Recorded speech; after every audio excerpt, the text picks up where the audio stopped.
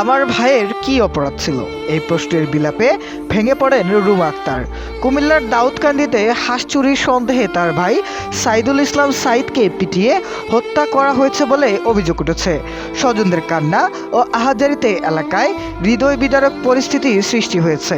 ঘটনাটি ঘটে মঙ্গলবার ৩ ফেব্রুয়ারি রাত 11:30টার দিকে কুমিল্লার দাউদকান্দি উপজেলার মালিগাঁও গ্রামে।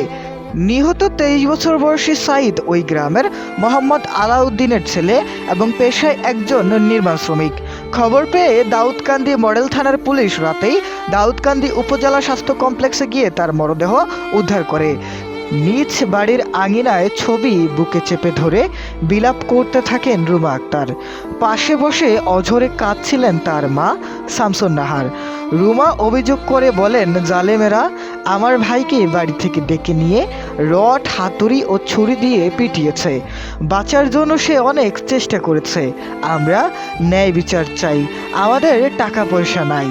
নিহতের পিতা মোহাম্মদ আলাউদ্দিন জানান, মঙ্গলবার দিনে অটোরিকশা চালক আব্দুর রাজ্জাকের একটি হাঁস হারিয়ে যায়।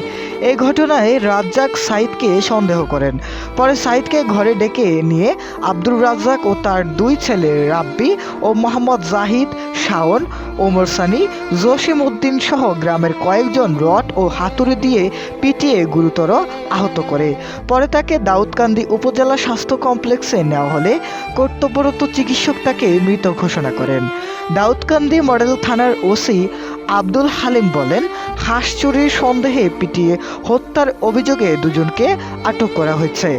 বুধবার দুপুরে নিহতের মরদেহ ময়নাতদন্তের জন্য কুমিল্লা মেডিকেল কলেজ হাসপাতালের মর্গে পাঠানো হয়েছে।